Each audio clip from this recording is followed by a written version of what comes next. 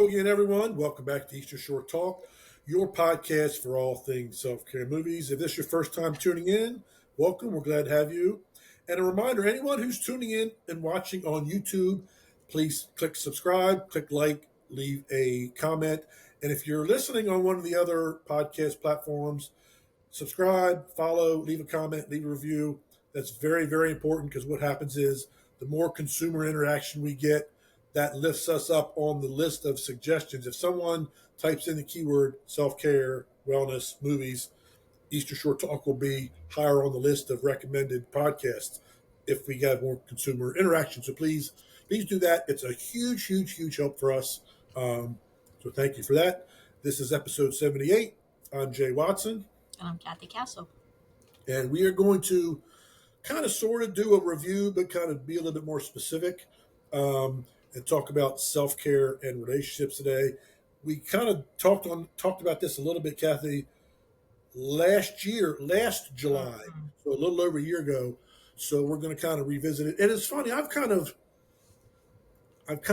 have a different angles of how I think about that now that I've kind of had a year of growth, education, wisdom, and process, and all that stuff. So I want to talk about that. But real quick, before we get into that, we're going to do our normal check-in with each other. So what is going on with the Castle?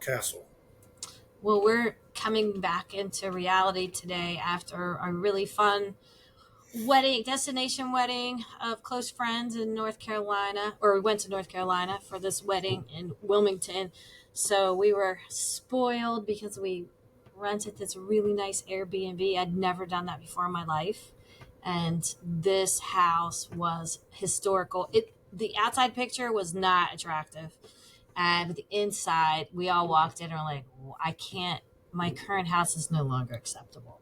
My kitchen is no longer acceptable. Right. So that was so nice. It's funny, the picture of that place, Cathy, reminded me of Charleston. The architecture reminded me of Charleston.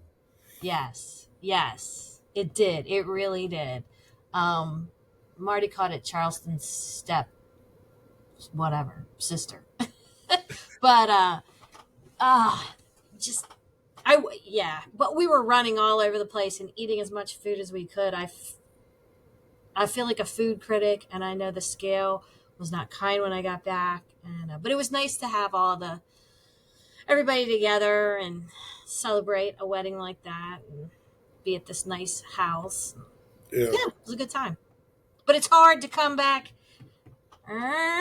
screeching hot. Yeah, Summer's all of a sudden over. Boom, it's not here anymore. And we have to work for a living. And apparently you did it right where you went down for several days and kind of built up to the wedding. Like the wedding was like the culmination of everything. Yeah. We got to scope out the downtown, eat the eats. I bought a Powerball in Virginia thinking that I was going to be the winner, and clearly I must have not because I see that. It's still. I like the picture. I liked all your pictures, but I really like the picture of the battleship North Carolina that you took. It's a museum in Wilmington. I wish I had time to go visit it. I didn't. I wish I did. They have those several. There's one there. They have one in Galveston, Texas. They have one in San Diego. They have one in Hawaii. I didn't realize that. Now I should have gone. And they're all the North Carolina, and I can't remember which one is in Galveston, Texas. Those are from World War II. The Missouri, which is in Pearl Harbor, is newer. It was from like that. It actually fought in the Persian Gulf. It was actually recommissioned. It was brought out of mothballs to fight, and then they retired it. It's the Missouri, and it was the battleship that the Japanese surrendered on in Tokyo Bay for World War II. So that's why it sits right next to the Arizona Memorial in Pearl Harbor. But it's a floating museum, just like the USS. I wish I would have gone. Now it makes me want to go. Now I wish I did it more. Now you said that. I want to say it's the Midway, maybe, that's in Galveston, but the Midway might be in San Diego. There's one in San Diego also. Did you see my alligator? The Intrepid is in New York Harbor, so they've got those battleships all. And the Intrepid, they do like events on because it's like right in downtown New York Harbor. So they do like it's not only a museum, but they'll do like events on the deck of the Intrepid. That's kind of Um, it's cool being a Navy guy. It's cool that they have yeah. these ships all over the country at different ports um, that you do with that with. So it was kind of cool to see that. Did you see my gator? Did you see the gator? Yeah. Oh Gator yeah. boy? It's funny. The Carolinas are more popular for having alligators than I ever thought. Hilton Head is has a lot of gators. So That's in South I Carolina. had to read up because there was some guy water skiing. I'm like, well, should we like say, buddy, you might want to not do that. But I read that it's the crocodiles you got to worry about. They're the ones Yeah. that get you. The Yeah. alligators are like not They're, necessarily they're into you. skinny. They're not. They're less likely. They're more scared of us typically. Yeah. So I had to do a whole thing on that. And there's not And wait, ours had the the rounded. yeah, The and then alligators have the rounded, and the the crocodiles are crux. more pointed. Crocodiles are bigger. There's not very many crocodiles. I want to say maybe the only place there are any. Florida. Not nearly as many as there are gators, but New Orleans, that whole area is crocodile country. Bless me. Um, but yeah, there are far more alligators in the United States than crocodiles for sure. I still wouldn't be in that water. No, The it would. Cape And Fear. that, it was funny. And But you he think was of there every Florida, day. I named him Herman. you think of Florida, you think of alligators. The team mascot is the Florida Gators. They even That's say true. that. That is true. But when I went to Hilton Head, I was shocked. They were all over the place. And I never saw anything that was real big, but they were. It was very populous in alligators in Hilton Head, South Carolina. Anyway, Yeah, he was uh, just like, "Hey, what's up?" Every day, I'm like, "What's going on? yeah. What's up, Herman?" He was on his log. Yeah. How about So you?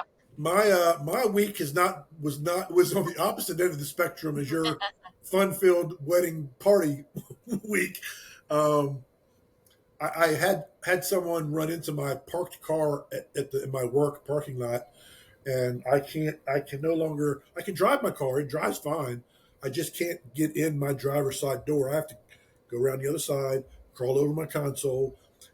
This is one of those things where being short is an advantage because I have to put the seat all the way back to crawl in and out. Then I got to put it back up to drive and put it back to get out and put it back up to drive. So that was last Tuesday.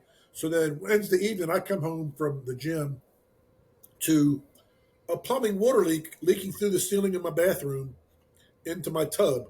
So I had to deal with all that for a little while until they got that under control.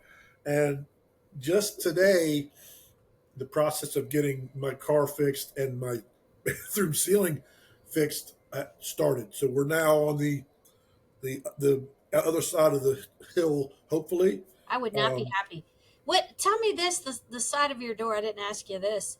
Did it just hit the door, or did it go into the front of your car? it's mainly the front fender. The front fender's bent in. Okay. It's going to have to be So replaced. it did do so you may have more damage to that car than you realize. I think they can probably. I think the door is just scratched. I don't Mhm. think there's any physical damage like denting or structural at all on the door. The fender, absolutely, they'll have to replace that. But I think they'll probably, because insurance companies tend to do this, they'll probably buff and sand the scratches out where they took the paint off on the door because that's probably only the size of a softball, that spot on the door. So they'll probably do that for the door. They'll get me a new fender, paint it to match, and they'll have to replace my left front wheel. The tire's fine, but the wheel is all like the logo's gone and it's all scratched up. Boy, Um, that must have been a pretty hard hit for being a park. You're in a stinking yeah, parking lot. and the person that hit two of us, hit the car next to me, bounced off that, hit me. So it's funny. I'm now parking in a different parking I spot was getting ready to say, are you like, I'm not doing this? because I'm probably the first one that gets there for the whole shopping center because everybody else opens up 9, 10 o'clock. I'm usually there between 8:15 and 8:30, so I'm usually the first person in the entire parking lot. So I get my pick of spots, and I kind of pick a spot that's far enough away that the customers can park closer, Yeah. but yet close enough where it's convenient. I've moved over one spot. It would take a lot for somebody to hit the front of my car. Now the tail end, it doesn't matter where I park. The tail end would be equally as susceptible to it. So that's going to be what it is. You couldn't And get exposed, eh? I would have been. Don't get me wrong. I'm very particular about all the cars that I have, and I'm very meticulous about maintenance and keeping them clean and da da da da. So to see it dented bothered me a lot, but it actually bothered me more that I couldn't get in my driver's side door. That sucks. It just Oh, absolutely heck sucks. yeah. I So, mean, that is a big inconvenience. but And you go out there and forget, and you're like, God. yeah, I've gone to open the door and to the driver's side door because you're used to that's the side you normally get in.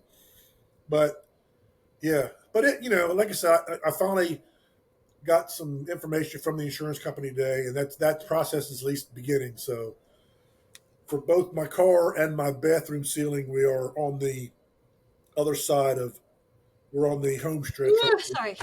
getting everything fixed. So it was Yeah. just not a very back to back days. It was for I was not in the best mood for a couple of days, but Well, isn't there um, a full moon coming? Is it a full I, moon? I don't even want to think about that because Maybe you've got it all out. I hope so. And look, I don't even think about it until it's time for me to get in my car and drive somewhere, and then I'm like, there's that 15 seconds of having to crawl my old ass through my car to get over, and then I'm like, man, I probably look like the biggest dork to somebody walking past right now. Um, yeah. It's a So, pain. And then you want everything to work right because there's so much electronics in cars now. well, I was worried that maybe because there was an impact, I was worried that my window was good. My window Oh, works yeah, yeah. fine. My rear view mirrors. I mean, none of that was hit. I mean, I honestly think Wait. they'll just repair the scratch on the door, repaint that, and then replace my fender, replace my wheel, and I'll be good to go. So I'll be like tickled to be able to just open my driver's side door. That's I'll be more excited about that than the actual fixed dents. That's the. You never thought you'd be saying that. That Yeah, you kind of can't take wait for to be able to granted open the door. you take for granted being able to get in the driver's side door of your Dang car, door. and I feel like the Dukes of Hazzard now. Except I'm not crawling in the window, but I'm crawling through. You might have to tape that. But I yes, so swear I need sleep. I'm yawning. yeah, that's kind of been my You're week. But it's on the way awful. that it's on the way to getting better. So Good. I thought we would kind of do a somewhat of a review of self care relationships. We talked about this kind of sort of this time last year, but I thought Hmm. we would kind of rehash this because I've kind of got a different angle of looking at things with that. So, and I actually posted yesterday, as I tend to do the day before, talking about what we're going to talk about here on the podcast on Tuesdays. And Kathy, I know as I tend to do, I use analogies and metaphors and do visual pictures in my mind, and I kind of look at self care relationships, and I look at relationships like a baseball team, whether that's a team of two with you and a significant other, whether it's the Castles, which is a team of six in your direct family, maybe it's a team Yeah. of 50 that you work with, that relationship, your church, your social group, whatever it is. We are all members of multiple teams throughout, teams in quotations in our life, and to me, kind of like how like a baseball team, when the individual players on the team get better, the team gets better and has a more likelihood of being successful. I kind of look at that with the people in whatever relationships we're in. If the individuals that are in the relationship are better, that specific relationship has a better chance of being successful in the long run. And for me, as we've talked about before, the better version of us we bring to each of those teams we play for, and that goes for all the members, not just us, but we only control the us part. We can't go to batting practice for the other person on the team. We can only go to batting practice and fielding practice for us. Um, but I think there's a very distinct and direct connection between self care and how successful our relationships are because, as we've talked about, that if we're taking care of ourselves in all aspects, we are better. We're a better teammate. Our skills are better. We have improved the skills of being the best us. So now the team, whether that's the team of a marriage or a team of a family, Well, think about just the team makes out better. think about it this way. How many times are you at one of your teams and you can immediately sense somebody that's miserable, in a bad mood, whatever, and that's not who we usually gravitate right toward. But if there's somebody there that there's always somebody that's a magnet, and those are Right. the people that are showing up for their team in a really positive A way. good It's teammate. not that Yeah. great.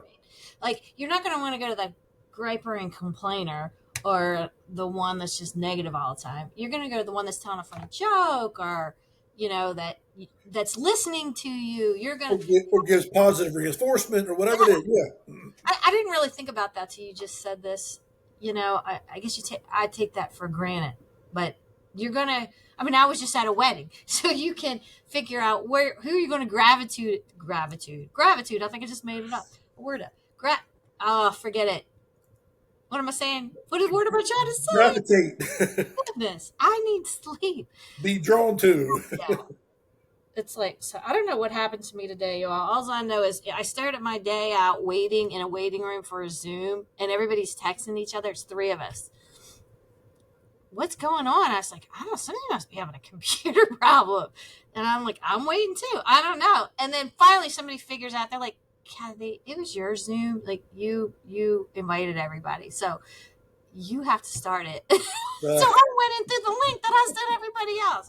I'm like, something is definitely not yeah. clicking with me today. So, excuse me. Yeah. But anyway, your point is I'm sitting here thinking as you're talking, how do you want to show up at the team? And not all of us can be Susie Sunshine every day, but certainly if you're Eeyore, people are not going to want to gravitate toward you. Right. Or it's not good for the team if everybody's Eeyore. Yeah. I mean, there's those, and every I like using baseball as an example. Like every different baseball team that I've been on has its own kind of dynamic with the Yeah. different players on those teams, and but every team seems to have like those couple teammates that are always positive and always trying to inspire and Motivating. motivate the players, and even when somebody strikes out, they're like, "Oh, don't worry about it, you'll get them next time," and um, Yeah. it's but we we only although it's important when we can count on the other members of the whichever team we're playing with in our lives. It's the only one we have control over is us. So if I grew up playing baseball, and it was always I wanted to be a better hitter, like as all baseball players do. You take batting practice, or you do whatever skills to be a better hitter, or you're a pitcher and you just throw and throw and throw to a catcher and work on your curveball, and you have to hone these skills. And the same is true with taking care of ourselves. It's, as we've talked about before, it's a practice. We have to practice being better and practice these self-care things. And the skill we're improving is our self-esteem and our self-confidence and our view of how we feel about ourselves. Because I like to break it down even further, Kathy. Yes, the better we are as a teammate, the better the entire team makes out. But that comes from how do we feel and think of ourselves? Because if we have low self esteem and we don't think highly of ourselves, number one, we're going to find an excuse to not do the self care to begin with. And number two, we're going to think we're not worthy of Right. the benefits that come from the The self care. relationship. Or the So, relationship so even. now, just to put it bluntly, we're letting the team down. We just are. Well, and if you're not doing the basic things like sleep, eat, move, all Yep. that, Yep. That's going to make you a different person, and Yep. it's going to affect your relationships. Right? Right? Remember the HALT method? Hungry, angry, lonely, tired. Yep. If you don't take care of those things, and your relationships are gonna they're gonna be affected.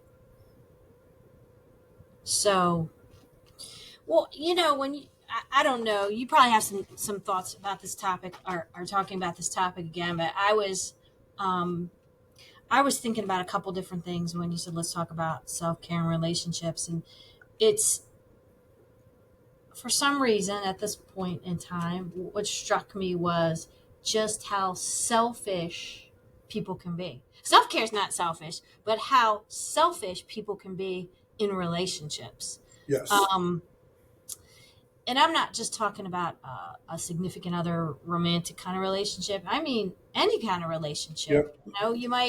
You might just take any a friendship, family, whatever. I mean, does it hurt you to walk in the door and say, "Hey," or "How was your day?" Just to be nice to somebody, just to be Yeah. kind, and how that will make that will make the conversations flow so much easier. If you're just not in yourself. And it's easy, I think, to get selfish in relationships because those people are always there. Your family's already always there. Your significant other. And it depends on the phase. How old are you? Are you a young adult? Are you an older person? I mean, different phases of life, we expect different things, or different things mean more to us or less to us. Yeah. So it's really it's really a lot of analysis, I think, when you're talking about relationships. And then there's, you and I actually talked offline about this one, just in a significant other type of relationship, just how it's important to have your own identity, your own, have clear boundaries, because you cannot expect someone to fill your cup 100% of the time. Right. So how do you fill your own cup? Argumentatively, self-care, right? But you cannot rely on somebody else to make you entertained, happy, to be your soul. You just can't. It's just not fair. I'll take it a step further, Cathy. When you said um, people can be selfish in relationships, I feel like if you're one who is not taking care of yourself, you're you're being selfish because you're doing a disservice to whatever relationship you are in at that given moment. Again, significant other, familial relationship, work relationship. If you're choosing to bring a lesser version of yourself and wondering why the relationship is not as healthy and successful as it could be. Um, it's and look again. I'm not throwing shade. I was that person. I Well, we went into all probably have been, yeah. I right? went into almost all of my romantic relationships in a way that was a disservice to the other member of the team. Well, and you and I were talked about this earlier too when we had the session before the session, right? Just how there's people that gotta have somebody. They cannot be alone. They need somebody to fill They, their they cup. have not worked on themselves Yeah. either enough or in the right ways to have built up a strong enough sense of self to be like, I can be happy by myself. I would like to have a significant other, but it's not required because you're putting an awful lot of stress and responsibility on Yeah. someone else when it's your own responsibility. Um, And relationships change. I mean, there's the dating phase, and that might be a more fun and less pressure, and then you move into responsibilities and whatever phase you're in. I mean, you're gonna change as a yeah. human. I mean, that's just the way it is. But you've got to put the work in. You got to put the work into yourself so that the other relationships work. So, yeah, you have to continue to work on your skills as a teammate so that the team can That is still a good way benefit. to put it. And it's constant. It's not a one and done. No, Like, no, because think about it, Kathy. If let's just say you're a baseball player, at a certain point when you get older, your skills diminish. You have to go about it differently. yeah, that's true. And that's true. I mean, I like to use the analogy with sports because it's just an easy one for me Yeah. to draw on. But um, when you're, let's just say you're Jackson Holiday and you're 21 years old, you still have some increased skill time left on your plate. But if you're player X and you're 35, in baseball terms, you're probably on the downs. Manny Machado, believe it or not, who used to be an Oriole, he's now going to start to be on the downside of his. Um, you just and just as people, as individuals, like I can't and don't do the same things for self care at 58 that I did at 22. Number one, I'm just not capable of doing some of them, specifically in the gym. And number two, I don't have the same interests. That evolves, but yet I'm still finding ways to work on Jay. The things I do change for whatever reason, but it has to be. Because I say this all the time. The two things that make self care work are consistency and intention. You've got to be doing it on a regular basis, and you have to have in your mindset, I'm doing this for that. You can't go through the motions. You can't just walk in the gym and get on the treadmill and say, it's just my day. I'm supposed to be here, and not connect what you're doing with what it's doing for you. That has to be in your front in the front of your mind the entire time with whatever you're doing. I'm driving to the movies. I'm thinking, this is my. I literally think to myself, now it's literally a 3-minute drive to the movies, so I've got to hurry up and think Gotta about it. pack it in. Yeah, so I'm like, cool. This is my switch. I'm looking forward to it. Like, it's intentional. It's not just, you know, I'm just going to the movies and I leave it at there. Be intentional about it, and consistency will help with the intention. Because if Yeah. it becomes a habit after a while. If you do something repetitive enough for a long enough period of time, it now becomes what you do, or it now becomes who you are, not what you do. That's where it will grow into intention. I'm also thinking about the whole wheel of wellness as we're talking about this, particularly because my son was having to do this in one of his new college classes and complaining about it. I'm like, this is good stuff. This is self care. What's the point? And I'm like, the point is we need time to constantly reassess ourselves. So, yes, there's the self care, and we got to know we got the basic. They got the basics we got to do: sleep, eat, move, Yep. whatever. But you have to figure out the other pieces of self-care. So what's missing? You have to do some assessment and figure out what's missing so that you can be fulfilled and that you can show up better for whoever you're in a relationship with, your coworkers, like you said, your friends, your family, your neighbors, your whoever. So it could be that in that wheel of wellness, what's going on? Are you this? I'm thinking of the social category. Like, are you somebody that's missing connection with people? So, what do you need to do to fix that if you've been kind of deficit in that area? Or, you know, physical. So maybe you've been getting a lot less sleep because the time change is coming around the corner and the sun goes down earlier, and maybe whatever is going on in your life, you have to spend some time thinking about it. What's going on with me? Are my needs met? And if not, how do I make a plan, even if it's in small increments, to change those things so that I can show up better in my relationships? It's funny. I was making a checklist in my head, and my first question was to ask ourselves: am I a good teammate? Am I bringing?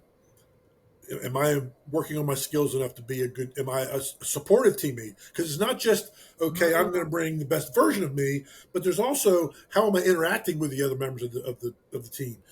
Am I supportive?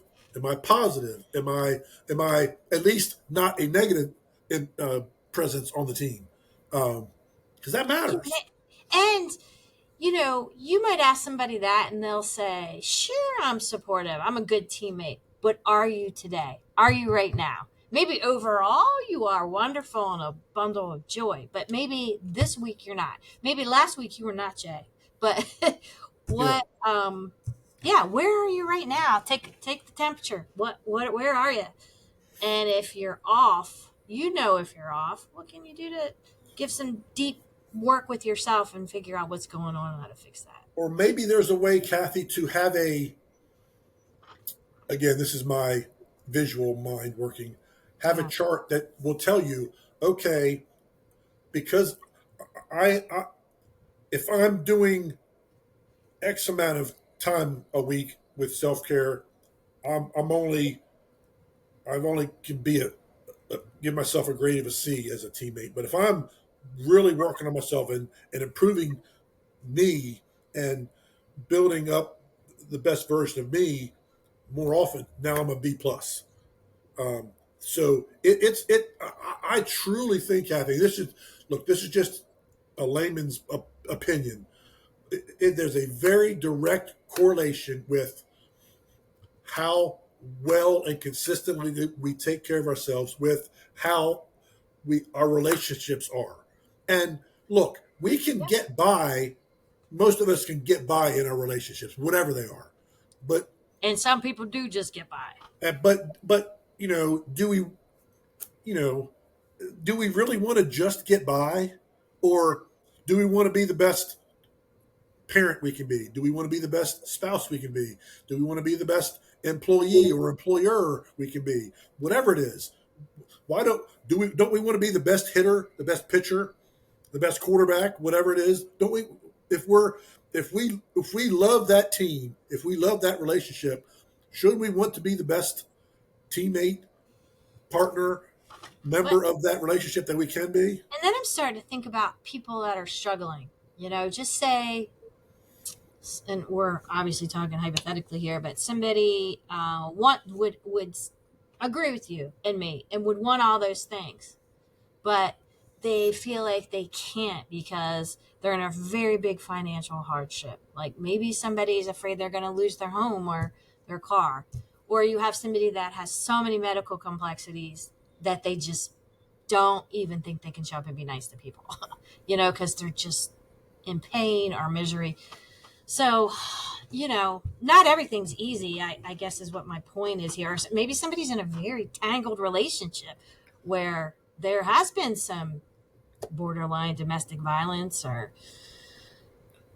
some really hard, difficult grief and loss issues. So, there is the extremes, I guess is what I'm trying to say to. Where I think, Kathy, it also gets tricky is, and we've talked about this before, when it comes to self reflection and self assessment, we're not always aware of how much we're struggling at the time. 100%.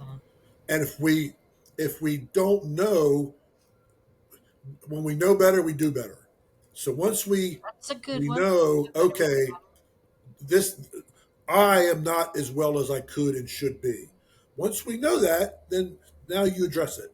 But I always come back to this, and this is where I kind of sometimes am guilty of kicking myself, because I struggled for a very, very long time and never realized it. However, I always knew I wasn't as happy as I wanted to be. I knew that the entire Yeah. time. So part of me is like, Jay, there's no excuse because you knew the whole time you weren't as happy. You maybe didn't know why. You didn't maybe didn't know where that came from, but Mhm. you knew at least you were not as happy as you wanted to be. You knew that. I knew that. So I just, for anybody listening or watching, if that's in your mind, if that's kind of been a thought or a feeling, although you're kind of searching for the why, hold on to the fact that you know you're not, and start there, and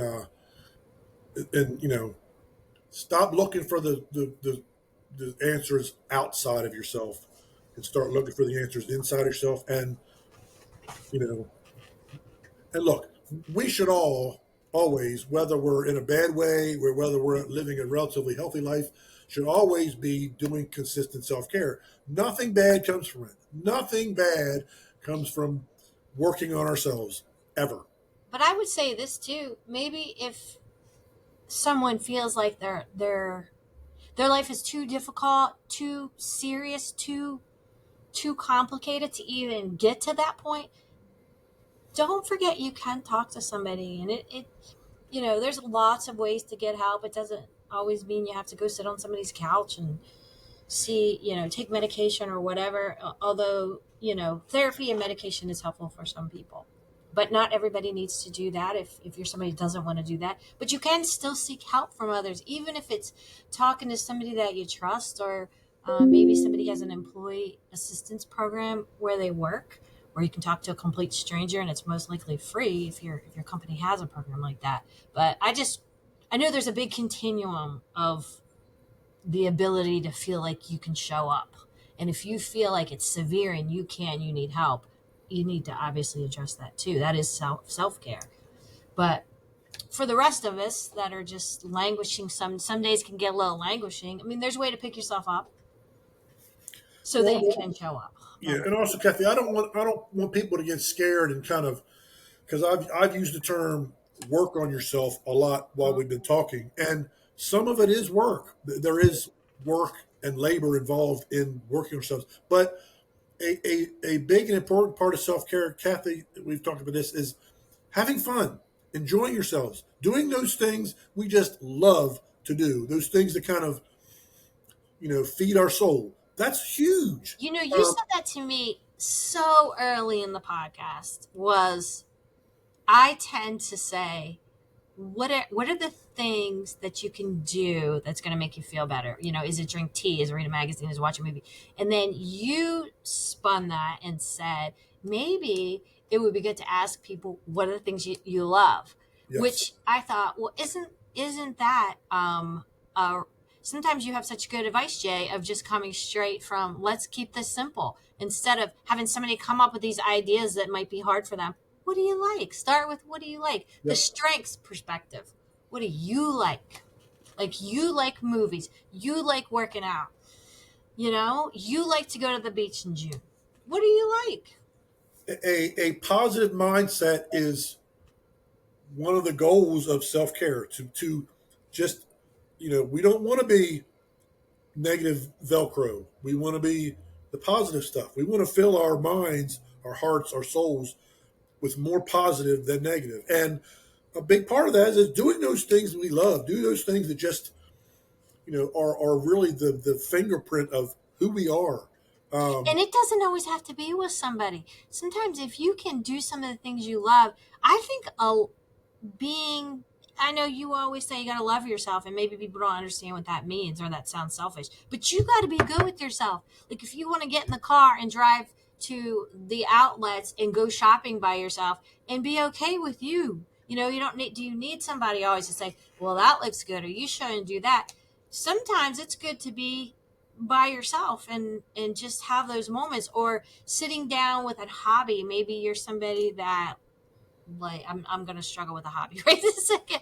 Maybe you Pottery. like to plant flowers outside. That's great because now you're adding nature in, Yep. which is such a good healer. But I think finding time for yourself so that you can recharge with stuff that you like can help you have good relationships, better relationships. I've always said, Kathy, there's kind of it's the two prongs, the two categories of self care. Hmm. There are the things that build and grow mind, body, and soul. Going to the gym, eating properly, getting good sleep, going to church, whatever. Basics. Yes, they are active things directly for those facets of ourselves. But then there's also the things that nurture our mind, body, and soul. The things that take our minds away from the stresses of work or the stresses of whatever, and we just find joy and positivity in those moments and times where we're working on our palm trees or drinking a cup of hot tea, whatever.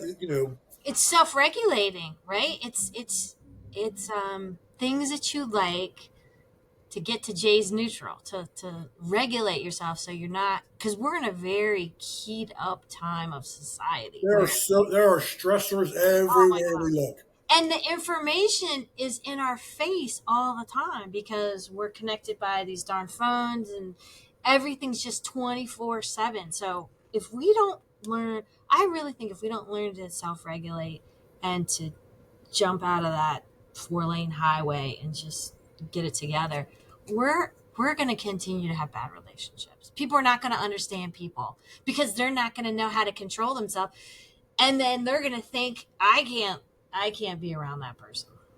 And So we we just may have be to in a we may be self-regulate. in a situation, Kathy, where we have all these different teams that we're on in our life, and we may be a good teammate in one or two, and maybe lacking in another place. That's Yeah, that's just true, right? that's just kind of how the cookie And I crumbles. wish I wish we'd teach kids at a younger age. And I know in school that there's lots of other things that you have to teach, but you know, we're missing something. I feel like we've got to teach our kids how to get grounded and bring it in, how to assess what's going on in their bodies and take care of that so that they can show up as a the child teammate, that they can be good teammates. We've got to teach people how to regulate. It's funny. I'm keep on going back to this sports analogy, and I'm thinking of it from kind of a different angle now. Where let's just say I'm the general manager of the Baltimore Orioles. I'm Mike Elias, and I'm gonna draft the players I want on my team. And now think about this in a life sense. What kind of players do you want on your team? What kind of people do you want in your relationships? And not only is it important to pick the right people to be your teammate, but it's like, okay, if that's the kind of person I want on my team, am I that kind of person for their team? Am I living up to my end of the bargain? Um, And you don't have to keep people on your team if we're no, speaking. the next season comes around, and guess what? They draft every season. But how many people are in relationships where they're like, I have no choice, I have to? So you do have a choice. Now I know you can't choose if somebody's your brother, sister, mother, father, Right. but you can choose what You you're can gonna choose be. the dynamic of that. Yeah. And I think sometimes we don't think that. We think we got to just put up with stuff. Yeah, But we're glad to be on the team. We're okay with being on the bench, but we really want ourselves and the other player or players, to be like starters, be first string. We want to be the better members of the team. Don't just be happy with being on a team. Pick the team. You're allowed to pick the team you want, whatever that is. Work, relationships, family's a different animal, but you can choose yeah. how you handle that part. But the others, you have complete control. You can pick the team you want to. You can pick an all star team. You should pick an all star team. Yeah, that's so true, right? Yeah, your support network should be an all-star team. Yep. Like because you deserve that. And But being don't all be star. selfish and don't be part of that all-star for somebody else. It's Yeah. not a one-way street. I was just going to say, be the all star for them as well. Yes. Yes. Don't be selfish. Make And, it it's communication, right? yeah. I mean, it literally. I mean, I kind of oversimplified it and been calling it a team, but it really is. It takes the whole team, whether that's 2 or 50. Like every every player has a role, and every player's role is important and matters. And you know, if just one player is off, the team is not as good. But I think one thing we haven't really talked a lot about is communication. It's like which would be on a team. If you're on a baseball team, there has to be communication.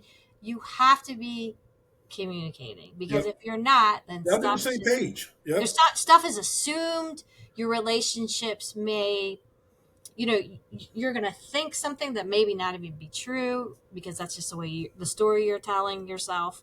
You've got to be able to communicate thoughts and feelings, and you've got to be able to listen to other people as well. And doesn't mean everybody's rational on the yep. team. And here's a big one, Kathy. When you are at that point where you're about to choose a team member, and we'll just use romantic relationships for the part of this, you want to know as much about that other player as possible, and that other player should know. Take the time to find out what that Don't person rush. belongs on your team. Yes, Don't rush it. give them a tryout. Make them try out for a while. Don't just say, "Oh, your stats look good on a piece of And paper. I'm lonely and Let's I want, go." no, No, no, no, make no. them try out. Make them take batting practice. Watch them pitch or watch them field for a while. And make and don't be And look. don't be afraid to trade if it's And not working. don't be afraid to put them to release them and put Release them them set them to another team. reminders. All right, bring up another one. Yeah, we Let's get be clear. We're not trying to end marriages around here. That's no, not what we're but talking about. look, We're talking a the pregame. marriage failure rate is high, and we just get in such a and I've said this to you so many times. We get in such a rush to fail because and the thing is you are increasing the possibility of it failing by rushing it. Well, you know what else is interesting? I was, around a lot of young people this week, and one of them said, there's so much pressure out there because everybody's getting engaged. And I thought, wow, that's, I'm a dinosaur at this point. When I got engaged, there was no internet. There was no world Right. wide web. I So, don't think the engagement rate is any higher. It's just that we're more but, aware of it. but I'm saying when we're talking about, batting practice, check things out. I think there's so much pressure on people you got to have the white picket fence and the two kids. We got to have it yesterday. And if you're a certain age, you've failed. And we've certainly talked about that a lot on this Yeah. podcast. But man, everything is not in our time, right? It's maybe 26 years old or 28, whatever the average is of people getting married these. I don't even know what it is. I just made that stat up. That might not be your gig. It might be later. It's just, don't rush anything. Being single is not a failure. I Heck no, don't care what your social circle I don't care what the internet says. not. It's just not. I can tell you for a fact.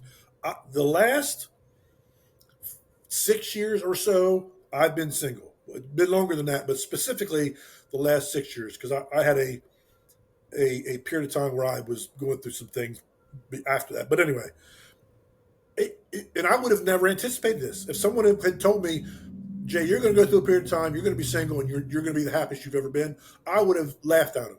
I would have. But it is. I'm telling You you. found yourself. Yes, I am telling you. And again, I, I want to pound my fist on the table, Cathy, because it seems so easy.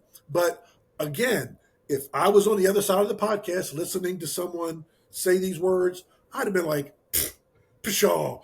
But I'm telling you, And if you aren't looking at YouTube, you're listening. Jay has a shirt on that says "Find the Good." Find the it, good. when I you like it. and the good is you. When The you good is you. find you, man, it's a revelation. It is and for me, building my relationship with the Lord was my guiding light for me to be able to do that. Yes, there were some other things I did to work on it for sure, Right, right. but I'm telling you, Yeah. whatever your path is to finding you and discovering that person, and here's the key: finding that person and loving them, meaning yourself unconditionally, and being the best version of that you can. Um, it's. I mean, And we we all talk don't about. be conceited with the love yourself. Like, I'm awesome. Don't be conceited. We're saying be I love kind to yourself myself and gentle. because of my flaws, you know, But because be kind to yourself. there's tons of them. When we're having our inner self critic is like, I'm a bad parent, I'm a bad this, I'm a bad that. What would you tell somebody else that was saying that? That's Yeah, what we mean by self love. we would Be never speak to kind. someone else like that, or most of us wouldn't We, anyway. we treat ourselves bad. Yeah. We beat ourselves up. But when you stop beating yourself up, you can find more positive and more neutral for sure. But we can't help that little negative brain sometimes from getting that way. It's why we're So wired. I would say this before we switch gears here. Mhm. I would ask ourselves this: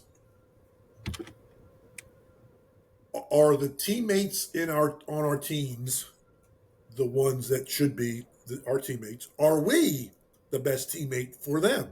That's very important. And are we working on ourselves enough? Um, what grade, what objective, honest grade would you give yourself as far as okay, how well or not so well am I doing with taking care of ourselves, yourself, and um, doing those self care things that are going to And ultimately make the team, make us a better teammate for whatever team we end up on. and I would say just do not rely on somebody else for meeting all those needs for you because that's Yeah. not fair to either Look, side. tennis players are their own team. They play by themselves. Well, some of them play doubles, but you can be a single. You can be a successful golf player. They play by themselves. They're just as happy as players on the Ravens. Scotty Scheffler's probably happier than any other pro athlete ever. He's the best golf player on the planet. And to listen to him talk about how he navigates what he does as his own team, he says, when I'm playing golf, it's about golf. The minute I leave the golf course, it's about my family.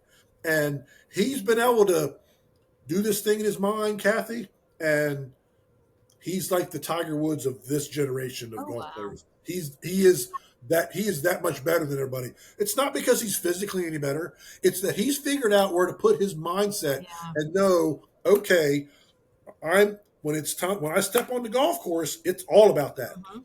But and he's even said he's won all these major tournaments, and he says, look, that's great for about 2 minutes, but you know what? When I leave that golf course and I'm carrying my 2-year-old son and we're Oh. doing this and eating dinner, he's like, I'm going to have that with me the rest of my life. But that winning that golf tournament will last me. That great feeling will last me about 2 minutes, and it goes away. Um, anyway, I kind of got sidetracked because You're I, excited about the golf guy. I was going to say, you don't have to be on a team to be, in a romantic sense, to be happy or successful. Now, granted, there are the familial team, the work team, they're different. That there are going to be other members of the team. But no matter, regardless of what type of team we're talking about, the team has a better chance of success when each member of that team is bringing the best version of themselves to the team. Yeah. So, so let's switch gears and do a little trivia time. Okay. So go ahead. You're always Here we go. first. Yep. Music is the category. Okay. And I'm going to ask you, we're speaking about Madonna, Okay. staying in the 80s genre. What was Madonna's first number one song? Ooh. I'm going to say like a virgin. You win. Yes. 1984. Off her second studio album, December 1984. You got it. Did you know that Madonna was a dance major at the University of Michigan? Did not know She that. wanted to be a dancer. Yep. Madonna Louise Ciccone is her full name. She's had quite the life. Let's just say that. Yeah. She's done it all, I'm pretty sure. Yeah, she's married them all. She's She married them all. done it all, Yeah, been in seen it movies. all, I mean, her and J Lo have kind of had, performed it all. yep, have kind of had a similar kind of career where they've both acted, they both sang, both been married to famous people. Yeah, they've lived the famous life. She was the there for a while. She was the Taylor Swift as far as She popularity really of was, her, wasn't she? of that era. Like she was the most popular female performer there for probably like a 5 year period, right Yeah, in that period of time. There were others. Whitney Houston was very famous. yeah, Um, Celine Dion maybe a little bit later, but Madonna because she was just so out there, and she was like a big figure on the MTV scene. Like her yeah. videos were kind of the ones you look forward to and stuff, and she always did the very cinematic videos and stuff. So, She did get very visual after a while. oh yeah, she did. And she was always one. She changed her look a lot. She had blonde hair. She had long hair. Shocked people too. Yep. she kind of, yeah, she was, she was very creative and yeah, but she was I was a Madonna fan to some degree Yeah. back then. She had some good stuff. She married Sean Penn there, and she was married to Sean Penn there for a while. They seemed very different because Sean Penn's very laid back and quiet, and just not very Madonna like at all. I think I read something today that's what this woman that Sean Penn was with said she regretted having children with him. I'm like, uh-oh. Hmm. Anyway, Now, Sean Penn was married to Robin Wright Penn, who played the that might have girlfriend been who it Forrest was. in Forrest Gump. She played the now Who those did two he were very. play? She played Jenny Oh, in she Forrest Gump. really? Robin Wright Penn. Yep, she's played other stuff. She just did that new movie Okay, now with you Tom got Hanks. Her name is Robin Wright Penn. She was married to Sean Penn for a while. she was Jenny. Yep, that Go was that was figure. probably her first big role. She did other stuff, I'm sure, but she played Jenny. I need to find that picture of Sean Penn. And who was, if it was Jenny that said, no dice. Huh. Um, Well, I won't continue to look for this right now, but I need to. Oh, Robin Wright. Robin Wright. That's Jenny. yep. Robin Wright says she has huge regret raising children with Sean Penn. Hmm. That's Jenny. Yeah, sure. He's a different kind of guy. Great actor, very talented actor, but he's just different. That's all, and that's all I right. can I can see the face. I can see Jenny. Wow. That's Like I because said, she's so that big was for maybe her first. Forrest. That was maybe her first role where she was kind of like on a big time movie. I did not know who that was. I'll have to Mhm. think about that now. All right, so you ready for my question? I'm ready. I'm ready for your question. And this is dialogue from. This is very iconic dialogue from a movie, and I'm going Uh-oh. to say it. You have to guess what movie it came from. All right. All right, are you ready? I'm ready.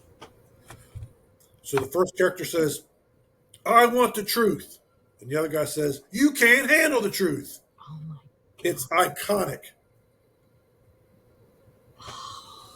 I've totally heard this, but it's not coming to me. Can't handle the truth. I want the truth. You can't handle the truth. I'm going to be mad when you say it. I want the You can't handle the truth. truth. That's the part that, like, yeah, that's the kicker. Oh, I don't think I'm going to be able to handle the truth when you say it either, because I'm going to be mad. It's not coming. So it's in the top five of my favorite movies of all time. I've I'm going to be watched mad when you say it because I know it. I've watched this movie more than any other movie except for The Wizard of Oz in my lifetime. I don't know. What A is it? few a few good men. I wouldn't have said that. I wouldn't have That's said that. that's Tom Cruise and Jack Nicholson. Jack Nicholson's the one that says, "You can't handle the I truth." do remember that quote. They were in the courtroom at the end. Yeah. All right, I'm Like down. that movie, Kathy, and I tell you why I love it so much. It's a good movie all the way through, but like once they get to the It's been a courtroom, while. it gets good. And I love it because Jack Nicholson is such the villain, and and Tom Cruise's character has been forced into being a lawyer because they don't think he's good enough to win the case. So they're trying to get Jack Nicholson's character off, get him acquitted. So we're rooting for Tom Cruise's character to win, and we want Jack Nicholson's character to get his. He's the bad guy. That's one of the most satisfying like conclusions of a movie. Like you can't help but leave watching a movie so satisfied with how it ends. You're like, yes, Tom Cruise's character won. He deserved to win. Jack Nicholson's character got arrested. He went to jail. He deserved that. It's so satisfying. That's great. So, so what have you been watching? I know you were down in Carolina for a while, but is anything new you've been watching? No, nothing new. We did watch The Hangover while we were down there. That's always a good one to pull out, the Hangover movie, because That's it's a just good. funny. I'm at a wedding Yeah, that's watching. right, because we're at a wedding. But with a group of people, and then our kids just know all the lines, so it's just funny. You know, it's just funny. It's so funny when I watch, if I catch that, and seeing Dr. Ken Jeong, who plays in Who's a that movie. PH? Right, he's a doctor. He's a real doctor in real life. He's one of the judges on The Masked Singer, and he's like silly funny. He's like Yeah, he's kind of corny, silly funny, but I'm like he's been in some like pretty popular movies, he but really has. he's a real life doctor. Well, and then the guy who plays Alan, why am I, Galifianakis, right? That's who played in The Zach Hangover. Galifianakis, yeah. I mean, if you think about the movie The Hangover, those guys are so perfect for their roles, Now right? think about like where Bradley Cooper, because That's good. like you think of Bradley Cooper now, and you're like, we know he was in The Hangover, but it doesn't seem to fit now because he's done these other like But the Star is they were Born and like so good at those characters in that yeah. movie. Like Alan is like he's amazing. That he played that character. It's been a while since I've seen that. You should go back and watch it. It just makes you. It makes me laugh. That movie makes me. It's. I mean, obviously, it's inappropriate in some ways, but it makes me laugh. So Friday, I'm trying to remember what I went to see. It was actually decent. Let's see if I can find it. I went and saw.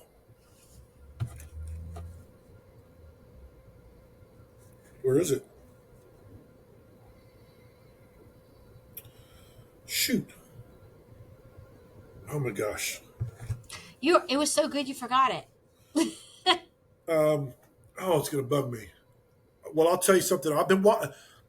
All right, so like all the shows I've been watching, The Summer I Turned Pretty. It's only got a couple more episodes left, and it's actually the end of that series completely. That's been good. You like that Um, show, that series, right? I do. I've been watching My Life with the Walter Boys, which is very much like The Summer I Turned Pretty. It just came back on, but there for a while I was like in between shows. I was waiting for shows to like waiting for Only Murders to start, stuff like that. Yeah. So I was like just scouring through, and I'm a Love Island fan, so I kind of like dating shows to some degree. And this show has been out for a while. It's actually been out for 8 seasons. And it's called Love Is Blind. And Nick Lachey and his wife are the hosts. And Okay. now they've got a UK version, and it's backwards. Normally, the UK version is first, and we adapt stuff from the UK. This one we started, and everybody else adapted. But anyway, when I first saw the concept of this, I'm like, this is stupid. These people don't see each other, and they're supposed to fall in love without seeing each other. This is dumb. I'm like, I can't watch this. So for 8 seasons, I didn't watch it. So I caught a clip on Netflix, and I'm like, ooh, the specific clip I watched was intriguing. And I tell you, what I like, Kathy, is they bring 16 men and 16 women into this place. And they go into these rooms and they can't see each other. And they talk to get to know each other. As I'm watching this, I'm like, this is cool. This part, I would thrive in this part because number one, and they even tell the people that are on the show even say it. They're like, what I didn't realize was because I don't see the person, I'm not worried about being judged. So I'm telling You're everything. through yourself. I can choose to not ever having them not ever see me. So, you know, it's easy to just spill everything and talk about all the stuff, the good, the bad. And they talk for hours and So hours. are they shocked when they see each other? I have not seen anybody when they've been revealed who was Yeah. disappointed yet. I haven't watched very many, but they've all been happy with the physical appearance so far. But what's cool is they really ask the good questions like, do you want kids? What are your thoughts on finances? How do you like to do it? They ask all the questions that couples should ask that don't ask in the real world. So that part of it is great. I love that. And if I could just watch that part, I could sit. Last night I was up till 2 o'clock Oh my gosh. watching just. I was what I was doing was just watching that and going back to the other season. So in other words, I was watching all the seasons of just that part. Now I'll go back and I'll watch. I do like when they reveal themselves because I'm waiting for somebody to be like, ugh. Nobody's done that though. And to be fair, like these are all generally pretty attractive people, both the men and the women. So, you know, now maybe they've got a preference, but and obviously most of them Yeah, don't big work preference out. on the show.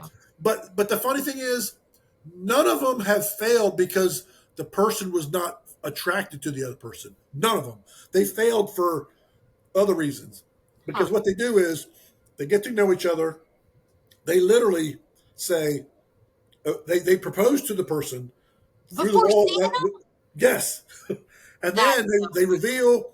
They do it again in front of each other, and every one of them is happy, and they're like, how, "Oh, wait, you're wait, so." wait. How long is this?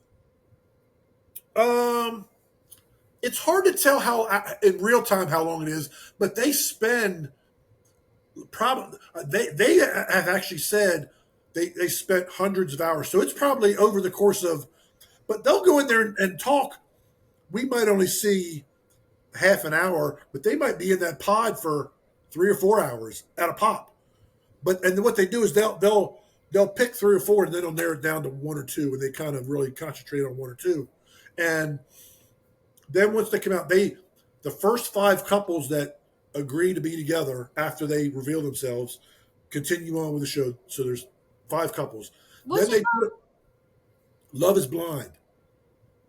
And then what they do is they send the 5 couples together on to some tropical place to go on vacation for a week or whatever. So then they can kind of be out in the real world and kind of they still have the comfort of being all together as all 5 couples. They do that for a while, and then the next phase is they go back to whichever hometown they choose, whether it's his or hers, and they live together. Like they move in together for that next phase. And that's when they tend to break down because then they got to meet each other's families, and the family's like, "This is crazy. yeah, I don't support this." I mean, that's where a lot of the that'd be hiccup. me.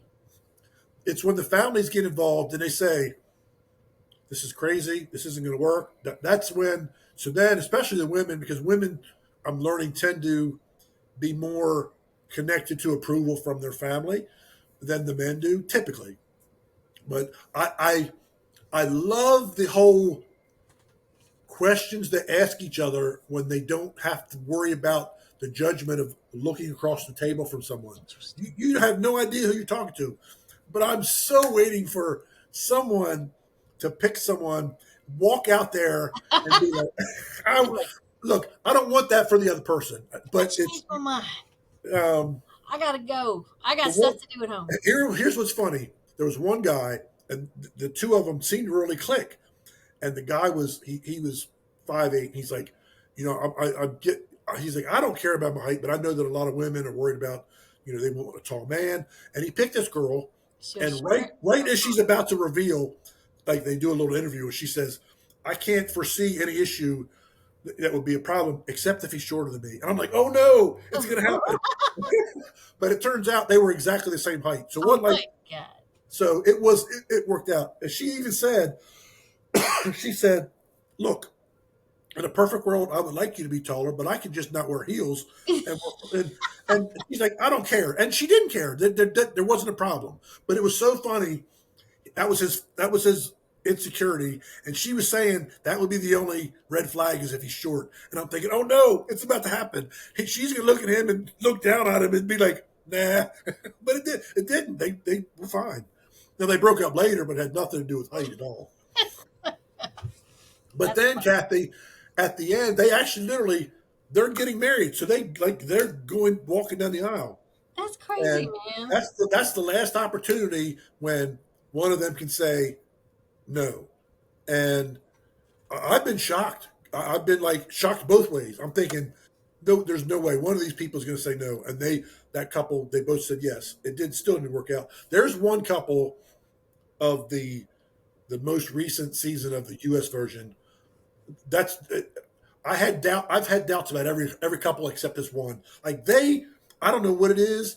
You look at them, you would never know that they just met a month ago. Like you would swear they've been together for 10 years. It's just something it just all the stars aligned or whatever it was, and like they communicate, and then like when they do You know, disagree, like they'll move in together, and she's like, well, how do you feel about like doing household chores? And he's like, well, I like doing the laundry, but I don't like doing so they're going through all that, which is cool because people don't talk about that kind of stuff. They just go and be like, oh, we'll just well, figure it out. this show is against every advice we had about It relationships. is, but they're like I said, the whole that the part where they're like really talking and getting to know each other. I love that. I'm like, I could thrive if I just did that and didn't have to do anything else and just sat in the pod and talked to people. I could live there and just do that part because like they're having conversations that matter. Like because they're trying to like get down to whether or not they want to be with this person. So they're like, there's nothing. It's all they're talking about sex, and they're talking about all the things that all couples should take the time to talk about. And I'm thinking, I love this. Now it starts getting uncomfortable after So that. now you need to start a dating app, Jay. That's not picture. The pictures don't get revealed until so much talking happens. But if you're, I'm telling you, it's a very popular show. It's done. It's been on for 8 seasons, so it's done really well. I actually started. I did the UK version first. I just like listening to the accents. I just Yeah, like something about an accent. I just because it's different. Um, and you know, the one I could tell the one guy he was not he liked her, but he was worried because she was a stewardess. Like she would be gone most of the time, and he was yeah. in the army in the UK. So like their schedules are going to be all out of whack. So they weren't going to see. And he had a legitimate. He's like, that's my only concern. He's like, everything else I love, but she's like, well, we'll figure it out. I can make because she had kind of she was in a position she'd been in long enough where she Yeah. could say, well, just put me in an administrative position where I'm not going as much or whatever. But he was honest. He said, that's my only hang up. He's like, I don't know. And literally before he's walking down the aisle, his best man says, what do you think? He's like, I don't know. I'm still on the fence. And as I'm watching his face, I'm thinking, he's going to end it. And he should. And she was all in. Like she was all about being married. So the preacher asked her first. She's like, yep, I'm all in. And of course, TV makes it dramatic. So you Right. like they're giving him they're taking like visuals of his face, and you're thinking he's going to say no. He's like yes, and 3 days later he breaks up with her. I'm like, you could have just said no, and then they did the reunion. Like they brought all the people back from like months ago when the show was filmed months ago, and there was one couple that was still together of all of them, and all the rest of them had split up. That's funny. And what's cool is they have a little reunion with all the cast. And Yeah. these are all people that never got to meet each other. Well, they finally get to see each other in person. Oh, because none of them saw each other. None of them. So, like all the men saw the men. Like the men lived together and the women lived together. So the men would talk. And what's cool is like two men would like the same woman, or two women would like the same man, and that they would not. The women would not say anything about. They would not say the name. The men were like, "Oh yeah, I liked so and so, or number so and so is my top choice." And then the other guy would say, "Oh yeah, she's my top choice too." So then there would be that whole, is there going to be conflict because they like the same girl or like the same guy? So all the women could talk together and all the men Huh. could talk together, but they had a point where they brought them all together. So there might have been people that were talking that never got together. They finally see each other, and you could tell there was a couple that were like, "Ooh, she's really hot," or "Ooh, he's really handsome," and then they're like, "Oh, I want to pick back up with him or her," and That's they fun. did. And there was even a couple that kind of that you thought they were going to get together, but they didn't. She decided no, and then when they got to the little reunion thing, they walked in together. They had started dating like outside the show, so they're actually going to go about it in the more traditional way.